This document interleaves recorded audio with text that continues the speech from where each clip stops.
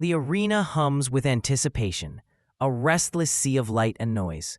In one corner, from Manchester, stands Lyndon King Arthur, the proud IBO champion, calm, poised, chin lifted toward destiny. In the opposite corner, wearing the look of silent precision, is Dmitry Bivol, the WBA super light heavyweight champion. Expression unreadable, movements sharp as mathematics. The introductions echo like drumbeats. Gloves touch. The crowd erupts. Then, silence. The bell rings. Bivol moves first. Small steps, Arthur circles, searching for rhythm, but the Russian's footwork closes every door. Each jab is a statement, each pivot a command. The commentator whispers, "This is pressure." But what they're seeing isn't pressure, it's possession. When the bell ends the first round, Arthur exhales as if surfacing for air.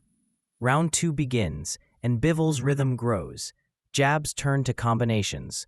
A right cross snaps Arthur's head back. Still, the Brit stands tall, refusing to fold. The crowd senses a storm building, quiet, precise, and unstoppable. The chess match has begun. The third round opens, and Bivol's pace never wavers. He glides forward, economy in every movement. That jab is more than a punch, it's navigation. Arthur fires back with defiance, throwing double jabs of his own, trying to reset the balance. But each time he steps left, Bivol is already there, cutting him off with mechanical grace. Arthur's corner screams for angles, for head movement, for courage. He gives them all, yet finds nothing in return but precision. Bivol's expression never changes. Calm, methodical, a surgeon studying anatomy under firelight. Midway through the fourth, Arthur finds a moment, a short right to the body that earns a cheer from the crowd. But Bivol answers instantly. Jab, jab, right hand, hook. Each strike timed between Arthur's heartbeats. Commentators praise the Russian's balance, his ability to attack without overcommitting. "He doesn't waste an inch," one murmurs. The other replies, "He's building something." By the end of the round, Arthur's breathing hard. Sweat rolls from his brow as Bivol stands motionless in his corner, eyes fixed forward. In those eyes, there's no fury, only function. Round 5 looms like an exam neither man can escape. Round 5 begins, and the story deepens. Bivol now commands not just distance, but tempo. Every movement is a metronome, jab, pivot, reset.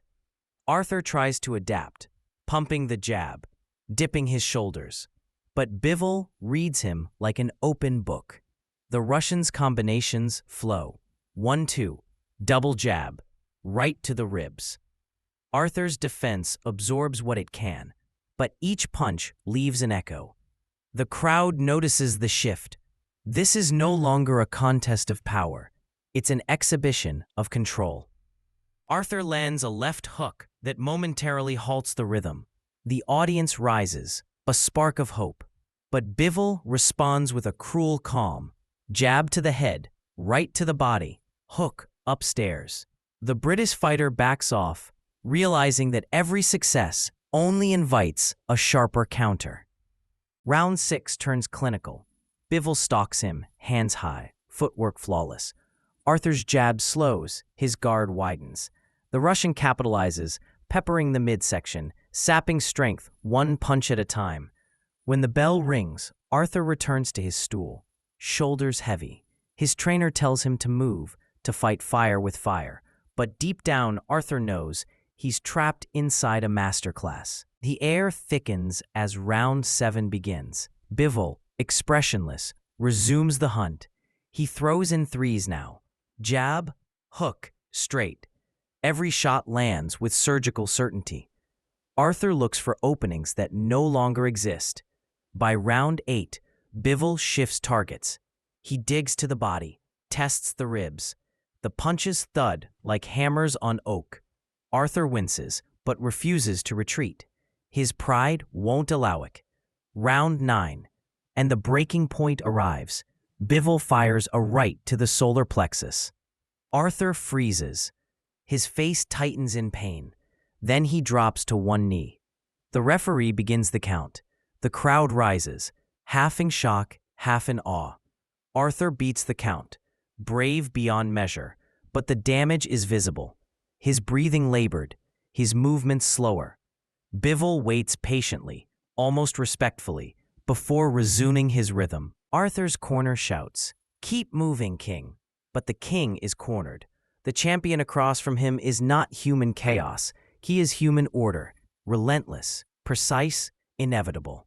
The bell saves Arthur. For now. Round 10. The crowd senses the end. Bivol marches forward, ice in his veins. He lands jab after jab, pushing Arthur to the ropes. The British warrior swings back, defiant, heart outweighing exhaustion. A left hook to the head, a right to the body. Arthur staggers but stays upright. Bivol studies him, measures again, then digs to the ribs once more. Arthur bends but doesn't break. The referee hovers. Round 11 flows into 12, the rhythm unchanged. Bivol dominates, but he doesn't destroy. His mission is mastery, not mayhem. The final bell nears as both men trade in silence, respect forged in impact. Then it ends. Gloves drop. The crowd roars. Both fighters embrace, warrior to warrior. The ring announcer's voice booms. No celebration, no outburst. Bivol raises one hand, expression calm. He came, he controlled, he conquered. For Lyndon Arthur, pride remains. He stood 12 rounds with a master. For Dmitry Bivol, another chapter closes in quiet perfection. Precision beats power. Discipline beats chaos. And Dmitry Bivol beats everyone.